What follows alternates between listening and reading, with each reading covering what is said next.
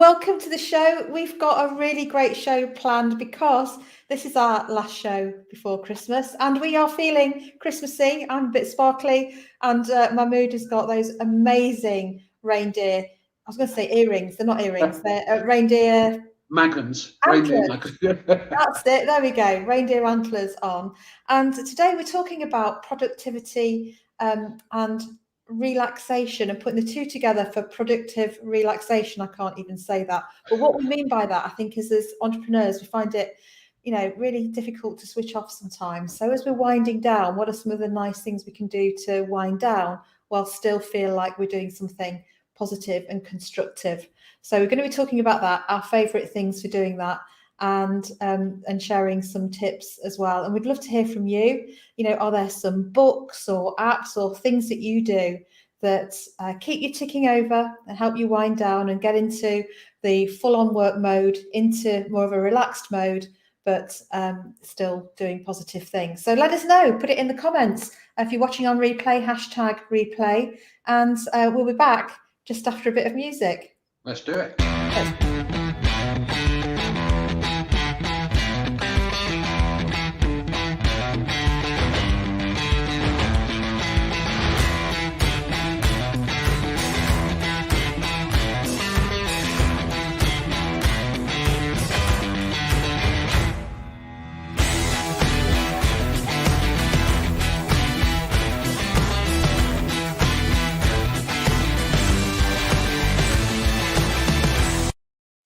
As I say, we're back in the room here. That was a great introduction there, Joe. So I'm here with my little reindeer magnet antlers, as you call them, and you're looking very relaxed and pleasant in your very sparkly Dame Joe North get up as well.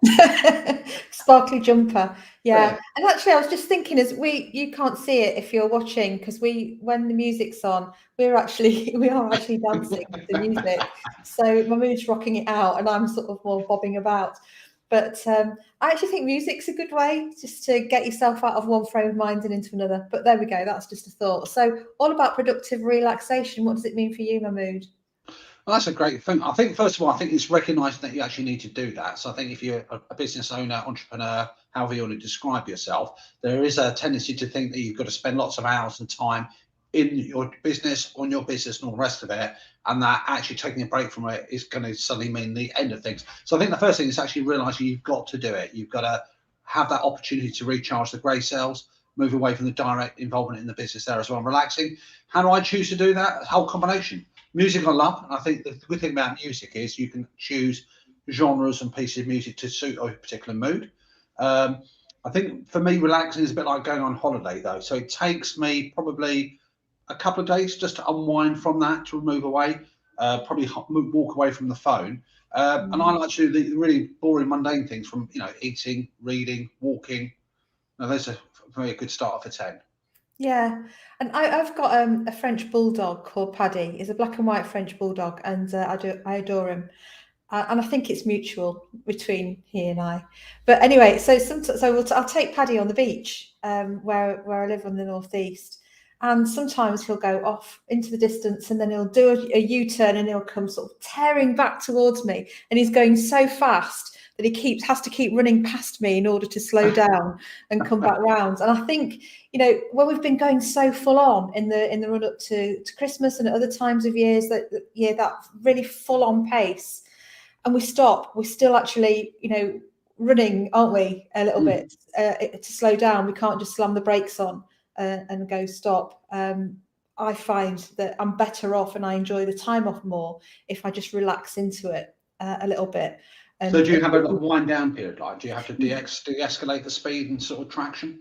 Yeah, and I found I'm better for it, because if not, I think all the adrenaline and things like that keep us going when we're super busy, and then you sort of stop, and then it's sort of like, well, it's changed. And I think there's a physiological impact as well as the mental impact. So just to keep, just to wind down, do a bit less, and take it easy on the way down, and then hopefully ramp up again when it's time to get going again, and do that to come out of it the other side. And I found personally that works much better for me. I think it's interesting what you say there, Joe, because I think relaxing, some people's ideas of relaxing is literally like, lie on a couch or lie watching TV. That's great if that works for you. So for some people, it's like exercise, walking the dog. I was going to say walking the cat. If you ever try to walk a cat, it's very, very difficult here. My cat's just giving me that look. They say they're very disappointed in what you're doing for them. But whatever you do, I think you've got to have a disconnect completely, eventually, from your business itself. It's difficult for business owners, I find. It's because your business life overlaps into your personal life quite a lot, and trying to disentangle them is not always the easiest thing in the world to do. No, it's not, and it's healthy to have a bit of separation and to step back, and I think it's also about in the busy times still continuing to look after yourself and engage in some productive relaxation as well, and having a bit of time every day, even if it's only 10 minutes, just to chill out, meditate, go for a walk, do something like that, talk to the dog, that is just helpful and relaxing and helps you unwind in the day as well. So I think all this productive relaxation, it is about when you stop and when you start, but it's also about how you manage the day to day in between. So when you do your wind down period, de-escalate into the sort of holiday period, obviously Christmas is that time of year where that focuses that spotlight. Do you completely cut off from your business, or do you still have a slight connection and still doing things? I still have a bit of a connection, but they're things that I want to do. So I feel more creative. So I might dabble in a bit more of content creation or writing or doing a bit more on. So there's a book on the go at the moment. Things like that that don't feel like work. They just feel really enjoyable, and it feels like a treat to give myself a little bit of time to do them. But I don't spend a whole day on them. I love getting up really early, so 4:30, 5 o'clock, and I'll still do that. Maybe lie until 6 some days, but I might do an hour or two while the morning's quiet, and then go out and do something in the day. And I quite like that because I enjoy doing it. It doesn't feel like work. Yeah. So what's the book that's on your bookshelf that you've got ready to pick up then? It's the Creative Facilitation Handbook. Ooh. So so it's just having a bit of work done on it and some bits added and things like that. Are you a fiction reader? No.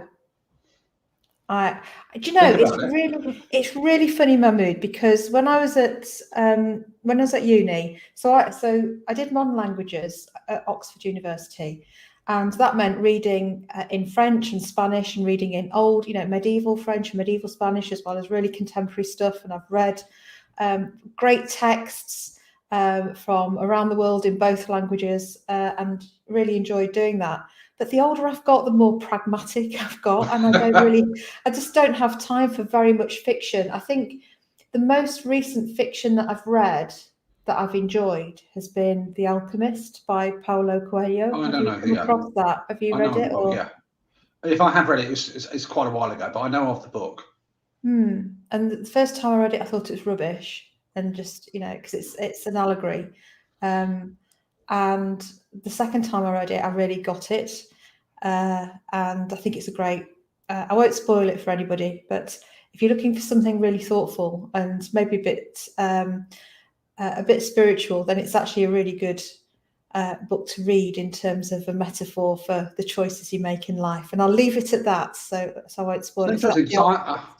It's interesting now, because I have to say I actually like reading trash, chewing gum for the mind as such, because it doesn't require a great deal of thinking through. So I'm not a big fan of autobiographies, but I've read autobiographies, for Jackie Collins, what's his name, the guy off the TV who did that daytime. I think what's his name. Anyway, but yeah, I have to say that I enjoy reading so much that I've even been known to digest the things off the back of bleach bottles, trashy novels, trashy stories, things that I wouldn't normally read here. My wife probably gets quite frustrated with me because I devour them quite quickly as well. But I think reading is a great way to make that little bit of an escape in your own little private world and relax. It is, and I agree with that. And I've always read but now I read non-fiction. And actually, I don't enjoy non-fiction where there are stories inside. Sometimes where people try and illustrate a point, and then they sort of insert a little story about a company that did it somewhere at some point. I just skip past all of that.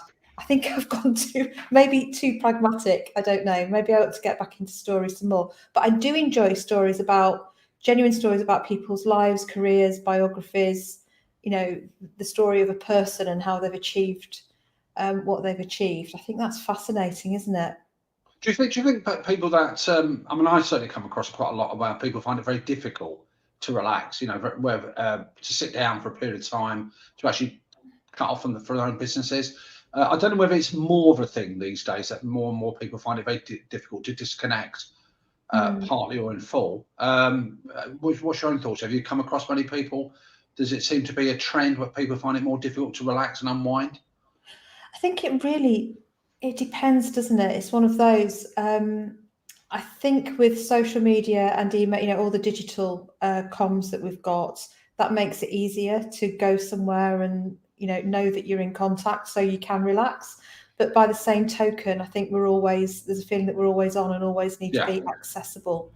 For me, I've got I've been professionally diagnosed with a form of adult ADHD and hyperfocus. So that means I'm really into, if I get really into something, I'm really into it. And if I'm not into it, I'm not into it at all. There's no way. Difference or But then I'll be overproduce and over, really into the work because I love the work that I'm doing. So that means I always want to be doing it.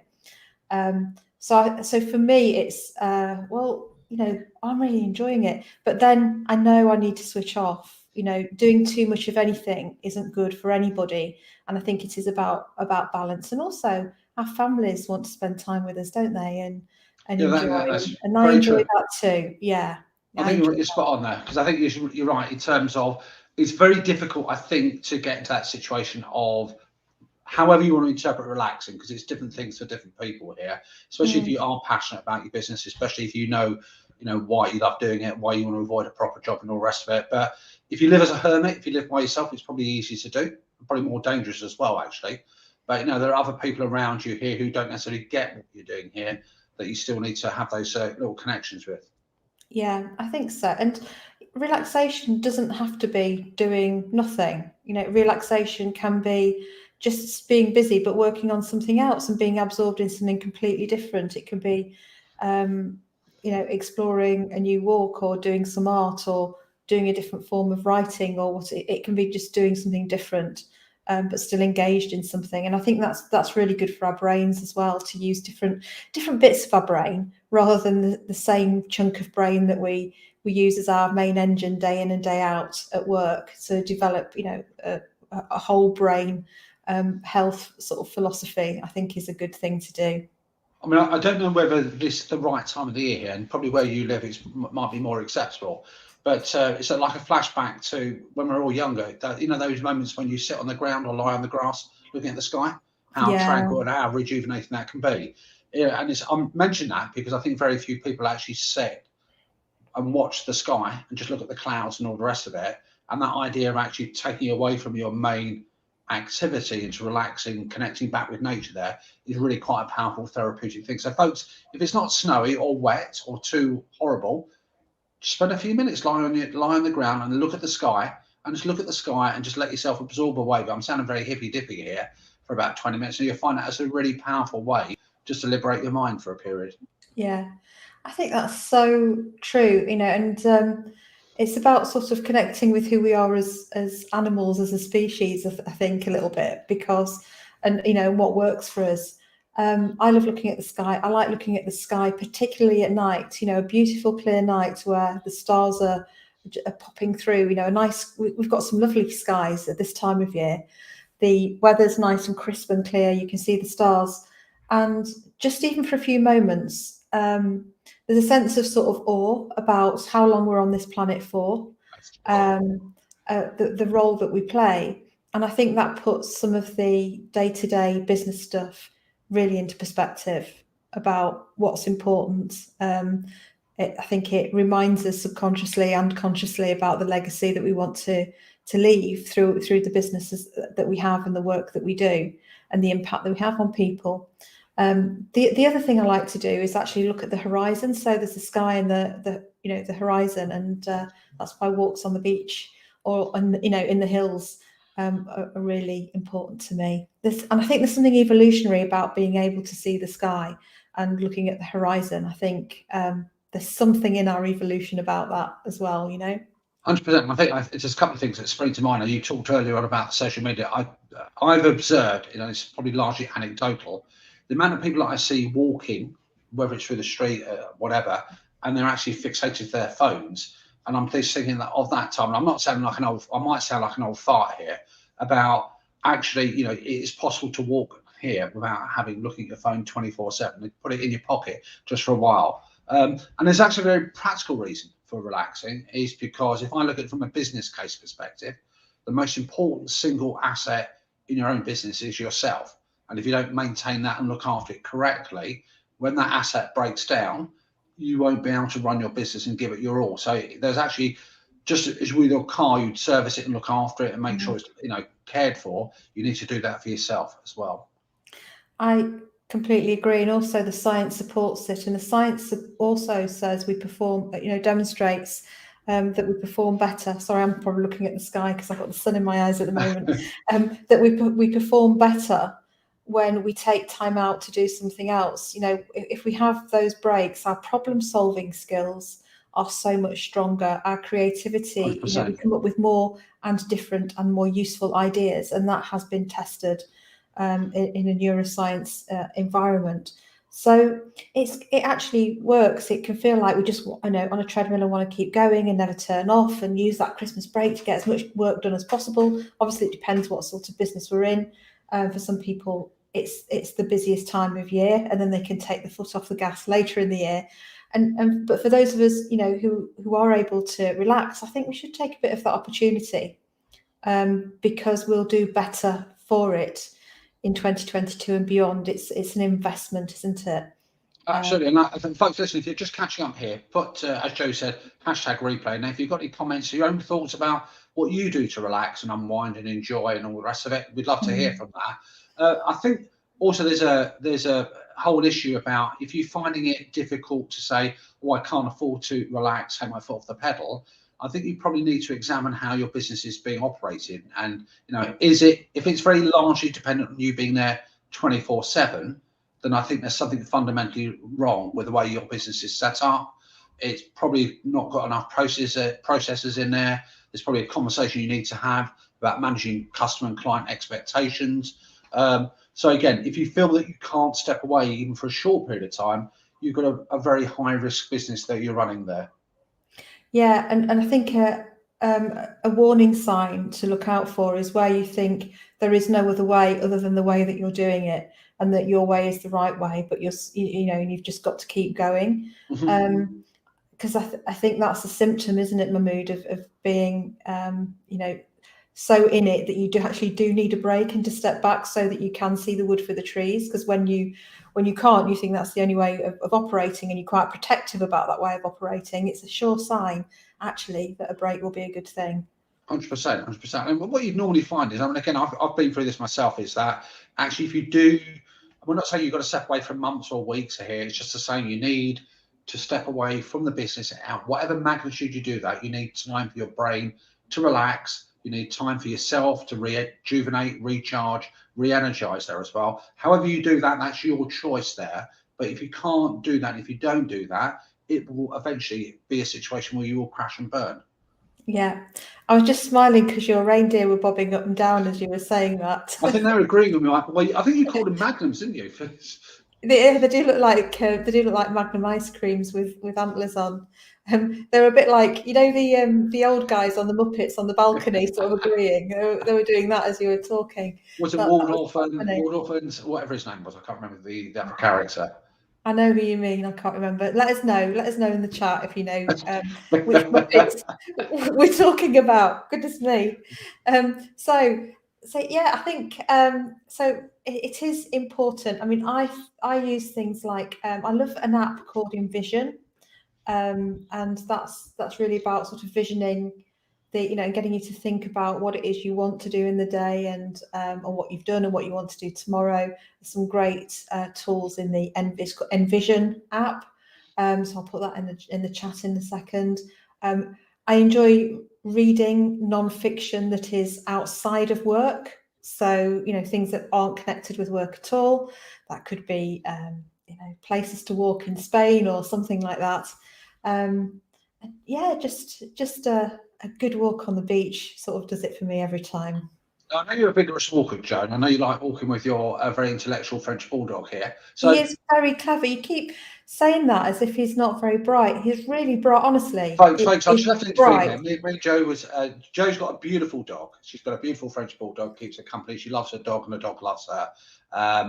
And Jo thinks I think that her dog isn't very bright, but I think her dog has actually got a PhD somewhere.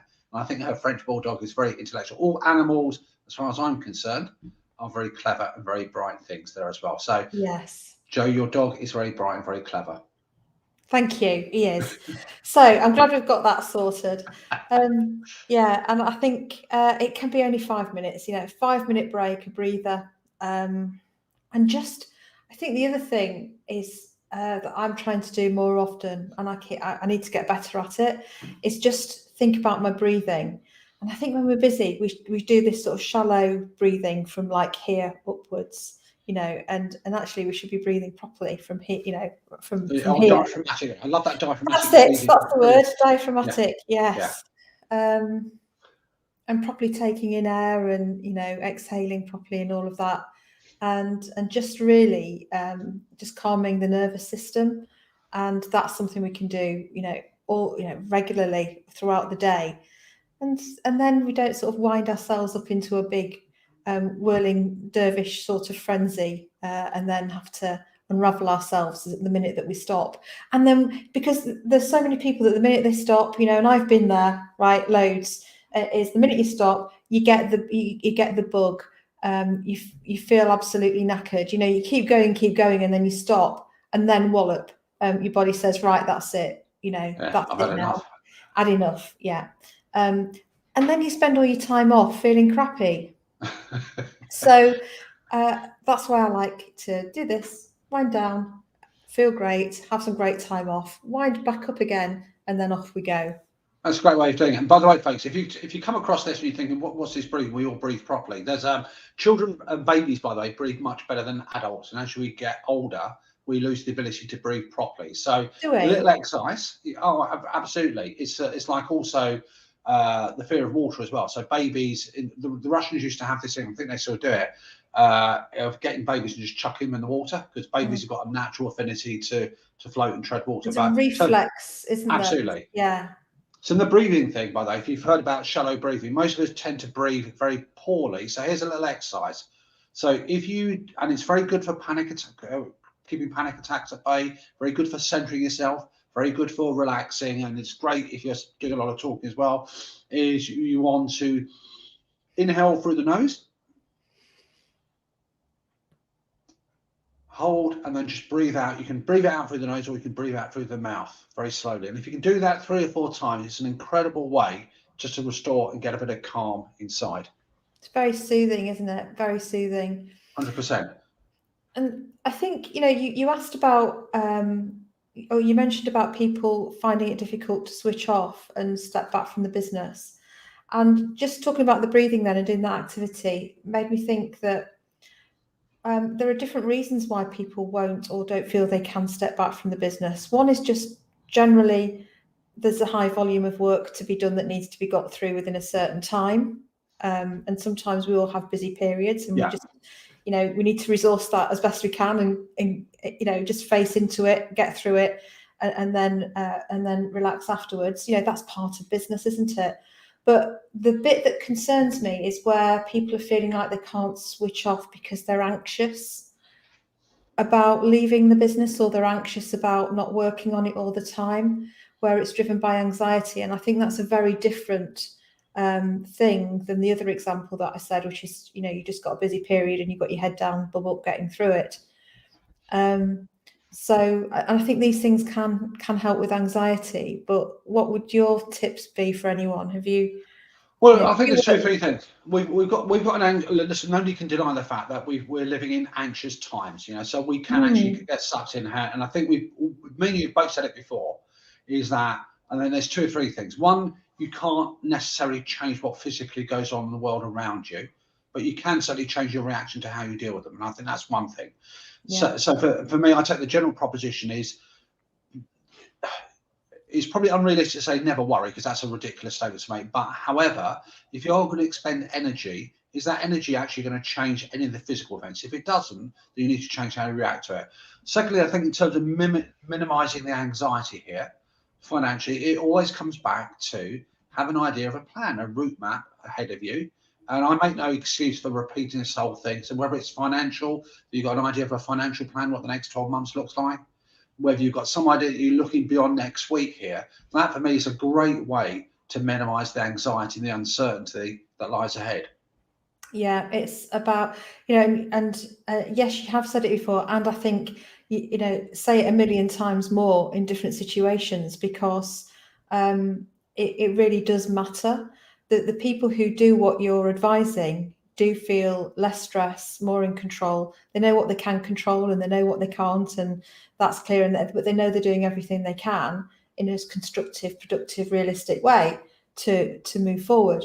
But not facing into it, I think that's the thing, isn't it? The anxiety, the Yeah, imagination works 100%. overtime.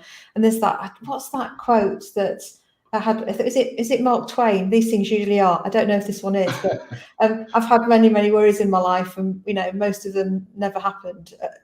Something like that. Most of them never came true. But it's such a lot of energy goes into thinking about things that might never happen. Yeah, you're quite right. I think that sounds like a very Twainy type, Huckleberry Finn type phrase here. But look, we all do it, and I think human beings, we've got a whole range of emotions in us. Otherwise, we wouldn't be human beings here. So it's not a question of being always up there, always being down there. You're going to have moments of calm. You're going to have moments of anxiety. But it's trying to minimise the energy that goes for thinking about things you have no influence over, for thinking about things that haven't yet happened. And I don't know if whether it's a human condition that a lot of people tend to gravitate towards thinking about the worst that can happen, as opposed to spinning on its head and thinking about these things as what they can influence, what they can control. Yeah. And there's some other saying about that as well, but it is about knowing what we can do, and what's realistic, and then realizing that we can't control everything, and the trying to control everything is the biggest thing we should try and avoid, actually, because we can't control everything. And it's a bit like having a mind like water, which is going with the flow, being adaptable, being flexible, and having trust and faith in ourselves that actually whatever happens, we'll work it out, and we'll sort something out, and we'll get through it as long as we keep going. So 100% up. yeah. So what are you doing over Christmas and New Year then? What are your plans? Well, my plans are, so I've got some of my family coming up on Sunday so we're going to have a Christmas meal there, and I'll probably spend a lot of it actually not coming to the office, or coming. I know it sounds perverse, having not taken my own advice, or coming to the office when I haven't got so many people around, so many staff, so therefore I can come into a great space. Because one thing, when I first started my business decades ago, I used to work out my back bedroom, and I always wanted to have a separation between home and work, which doesn't always happen. So coming to my own office when nobody's around is a great relaxing space for me to think about what I want to do for next year. So it's a combination of walking, it's a combination of eating, probably not too much, hopefully. I shall consume the odd glass of fizz every now and again, and watching trash TV, watching box sets, reading. Nothing particularly exciting in one respect, but it's just something that I don't get a chance to do during the rest of the year. Yeah, that sounds lovely. It sounds really wonderful. And I'm pretty similar, Mahmood. So I'm doing a socially distanced Prezi drop off on Okay. Sunday. Yeah. So I'm taking some Prezis over to my mum, who lives a couple of hours away. But I'm just going to drop off outside the house, say hello, and wave, and then a quick chat, and then off, but not actually going in. And then it's I've got a few days, so I break up the day before Christmas Eve, and then after that, Christmas at home, and with John and my daughter, and then just a relaxing few days. So let me ask you, Jo, because I know you love walking your dog and all the rest of those are things you do normally, which is great. Is there one thing that you're going to be doing over the Christmas period that you wouldn't normally do? Other times of the year because you haven't got the time or? Yeah, I'm going to immerse myself in. I do mixed media art, so I'm going to do some art because I haven't done any for ages, and it's really relaxing. I'm not particularly great at it, but I do enjoy the process of doing it. So that's what I'm going to You are do. very talented. I've seen some of your stuff actually. You're very good. Thank you. Well, that's very generous of you. Thank you. How can I say not except with my antlers on? Yeah. So listen, folks, whatever you do, whatever your decision is, okay, try and actually build in some time to actually not do what you do the other 50 odd weeks of the year. So take away a break. So whether it's, exercising, whether it's reading, you need to relax. And it's not just saying, oh, it's nice to do. There's a lot of business good reasons to do so as well. So we hope you have a wonderful rejuvenative period. And we're back on again, I believe, in a fortnight's time, Jo. Yes, so I think our first show is round about the 7th of January. It's that Friday, the first That's week right, yeah. in January. So we'll be back then, suitably refreshed and raring to go. We've got loads of brilliant new content planned for you, and we've also got some amazing resources that we're going to be giving you for free as well when you go onto mahmoodandjo.com to get those. So look out for us in the new year. In the meantime, stay safe, stay well, and have an amazing Christmas and New Year from me. And absolutely. So, folks, stay sanguine, stay positive, enjoy life, because life fundamentally is a good thing, and there's loads of good people out there. We live in an amazing world here. So, try and gravitate towards the positive and try the breathing through the nose because you'll find it very therapeutic. And until 3 weeks' time, me and Jo are wishing you a very merry, merry Christmas. See you soon. See you soon. Let's play out with some music, I think. If I can find it.